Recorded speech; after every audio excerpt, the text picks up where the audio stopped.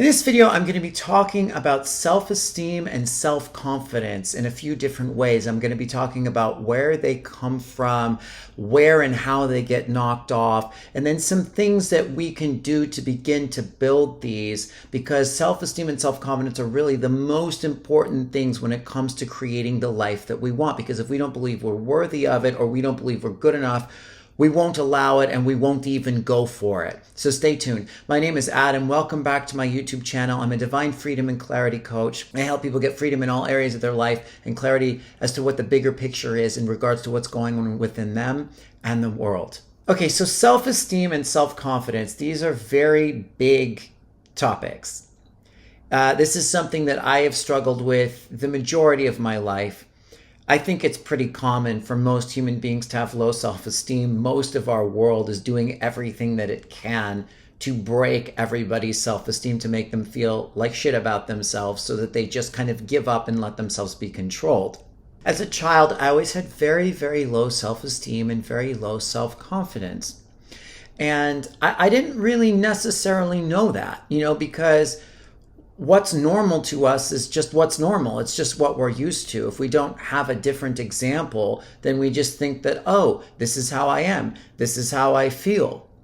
I always felt sort of left out and separate. Even though I had a lot of friends, I always felt like I wasn't good enough, like I wasn't lovable, even though I was very loved in many ways.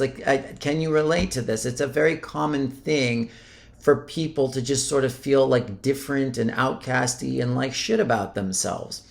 And over the course of my life, I've come to understand that mostly the reasons why up until now I haven't really made it in regards to the things that I wanted to do in my life was because deep down I just didn't have that self-belief. And this is something that's very, very common. It's very common, especially if you want to be an artist or a performer. It's like the self-belief is incredibly important because you come up against constant rejection. And nobody really knows in the end who's going to make it, who's not going to make it. And you have to just know within yourself that you have what it takes. And there's no guarantee. There's no guarantee with anything success-based in life. There's never a guarantee you're going to make it. And so you will always have to come up against a lot of doubtful people, haters, criticism. And ultimately, even though we can manifest encouragement and support, and that's very important, if we need that too much, we're not going to succeed. We have to have a certain baseline of self-belief in regards to anything in order to attain success. Not because it isn't possible, it is possible, but because you won't keep going unless you have enough of it. So where does self-esteem get knocked off? It's interesting because I've heard people talk about self-confidence and self-esteem, and I've heard them sum it up like this is the answer and the only answer. And one of the things that I've seen on social media a lot is something to the extent of self-confidence comes from keeping the promises that you make to yourself. Well, that's one place it comes from. If you got molested repeatedly when you were 7, you might not have a whole lot of self-confidence because you have a shit ton of trauma, and it has nothing to do with you keeping the promises you make to yourself. So self-esteem or low self-esteem comes from a lot of different places. One of them is not keeping promises you make to yourself. Another one is childhood trauma, childhood PTSD, abuse, extreme amounts of criticism growing up. Also, you inherit the energy patterns of your parents. So if your parents or in your ancestral line, there wasn't a lot of self-confidence because, they had been beaten down or gone through a lot of difficult situations, you might just have absorbed that and have that imprinted upon you too. So there are many different places low self-esteem can come from. It can also come from watching movies all the time, watching media all the time. We are programmed to believe that in order to have high amounts of self-confidence and self-esteem, you have to be a particular way. You can't ever age. You have to always look thin and sleek and beautiful. You have to be super sharp and smart and witty. And all of these different attributes are absolutely necessary in order for you to be worthy of love. And if you don't have them, essentially, you're a piece of shit. Now, this isn't true, but this is the programming. So it's important to understand all these different places where your self-esteem could have gotten knocked off. And a large part of why we don't have self-esteem is because of our belief structures, what we believe to be important. And I will get to that in a minute. How do you begin to build self-esteem? Well, it does come down to identifying first off, like where the problem is, because you can't solve a problem if you don't know it exists. And you do need to know the origin of a problem to an extent. You don't need to dig up your trauma constantly and go through it over and over and over again and get stuck in the shadow work. But if you don't go into it somewhat, you're never going to know where the issue is or how to correct it. So the point of really going into the trauma is to heal it and bring, like I've talked about in other videos, bring the darkness into the light a little bit at a time. But there's a number of different ways you can build your self-esteem. So one, working with the inner child. Any kind of inner child work is very helpful because it tends to be the inner child that feels unloved. When we didn't get the love that we wanted as children, or we thought we didn't get the love that we wanted, because sometimes we got it, but we just internalized so many other things that were just based around our perception that, and the belief that we weren't loved even when we were, we will develop these holes and these wounds within ourselves that don't let us feel good just for being, just for existing, just because we are who we are, whoever that is. So one of the ways to start to build it is to start to work with the inner child, to find out what it was that you didn't get, to find out the times where you didn't get what you wanted or what you needed, and to begin to give that to yourself. Now, there's many actions that you can take to do this. You can take yourself to the movies. If you didn't get certain toys when you were growing up, you can take yourself out if you can afford to do it and buy yourself something nice, or just buy yourself something small. Really prioritizing working with that part of you.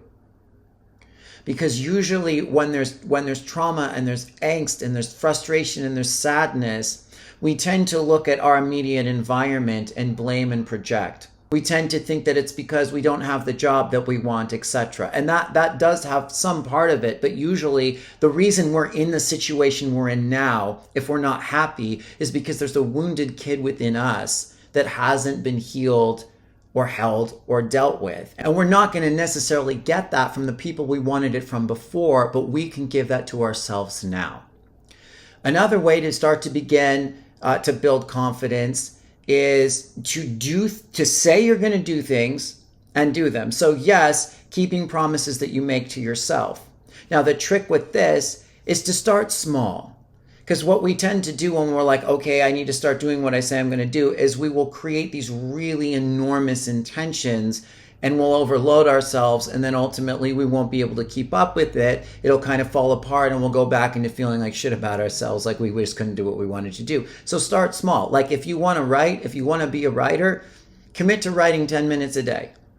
That's it, something really tiny like that. And make yourself sit down for 10 minutes a day. And what you can do, this is what I've done, is you can say, okay, if I get to 10 minutes and I want to keep writing, I will. But all I have to do is 10 minutes. And even if you just sit there writing, fuck this, I suck, I got nothing to say, that still counts. And as you do little by little by little action steps like that, and you keep doing it, you will begin to build your self-confidence and your self-esteem. You'll feel good about yourself for doing what you said you were going to do.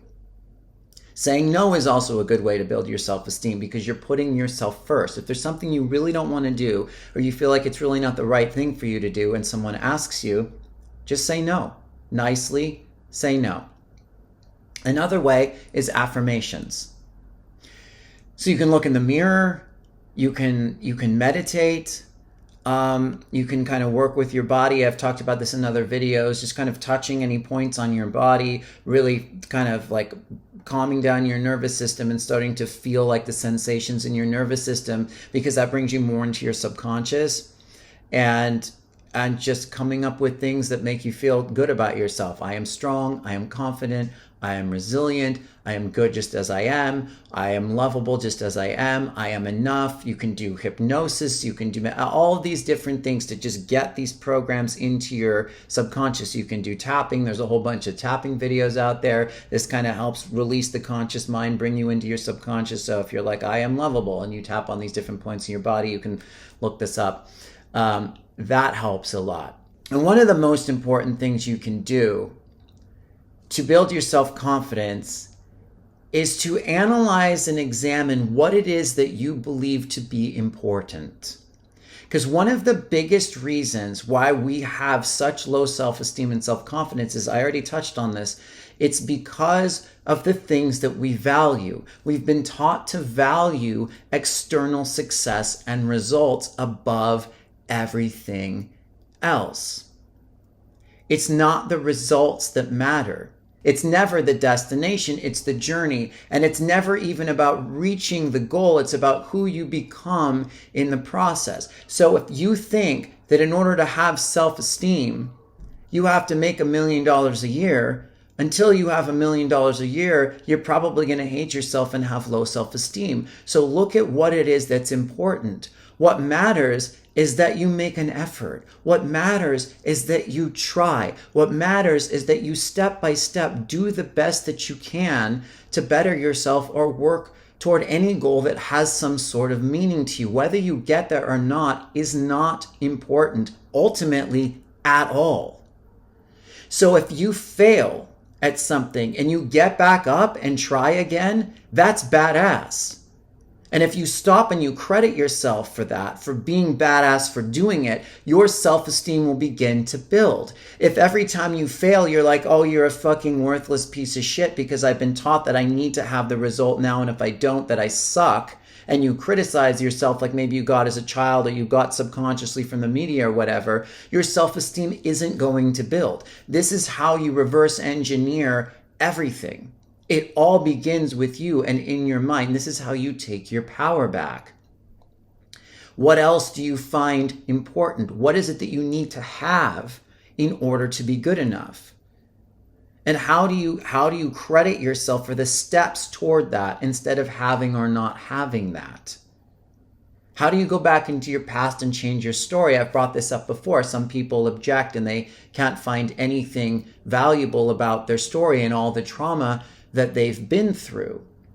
But if you've been through a whole bunch of shit, a whole bunch of awful things, and you keep going, and you keep trying, and you keep believing in yourself, and you keep working on yourself or looking for ways to improve yourself, all you need to do is stop and honor that and send that energy back through your past to every part of yourself that took all those steps in this moment.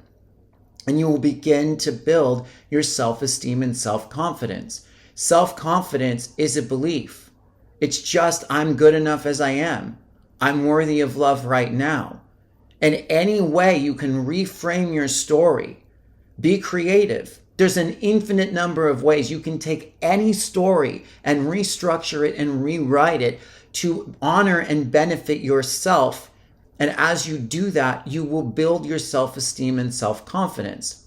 Now, as always, it helps to get this in your subconscious. It helps to get this in your body. It helps to do the nervous system work, the self-regulation work. All of this is important, but ultimately it all starts with your perception. And then as you begin to reframe your story and you begin to reframe what it is that's valuable to you and what matters, and your self-esteem builds and you keep taking action steps in the direction of the thing that you want to create, you will naturally begin to feel better about yourself. The other key point to make is go small, just little by little. Just know that it takes some time. Don't put pressure on yourself to have enormous self-esteem tomorrow. That's another result-oriented perception. Each little step that you take is good enough. And as this builds and as you keep taking the actions toward what you want, you will start to have little breakthroughs every day. You will start to feel a little bit better about yourself every day. And you will begin to value self-belief just for the sake of it in and of itself. And that's really the essence of self-love. It's just loving yourself just because. There's nothing you need to do or be in order to love yourself. But a lot of us, well, basically every human being on some level has this deep-seated programming that I'm not worthy of love, I'm not good enough as I am. And so we're running around in action all the time trying to prove it. And that doesn't mean you don't want to take action. It just means that it's like going all the way down to the root, like the root of like what's really driving everything, and kind of tweaking that a little bit. And then you keep taking action, and you can take action to build this. It's just, you want to get down to knowing that the ultimate goal really is to flip the belief that there's something I need to do to be worthy of love to I'm worthy of love just as I am. Anyway, let me know how this goes. Let me know if you have any questions, revelations, or breakthroughs. Thank you so much for watching. Please like and subscribe to the channel. I have a free energy clearing in the description below. If you want to download it, it can help you do some of this inner healing. Other than that, I appreciate you very much, and I look forward to next time.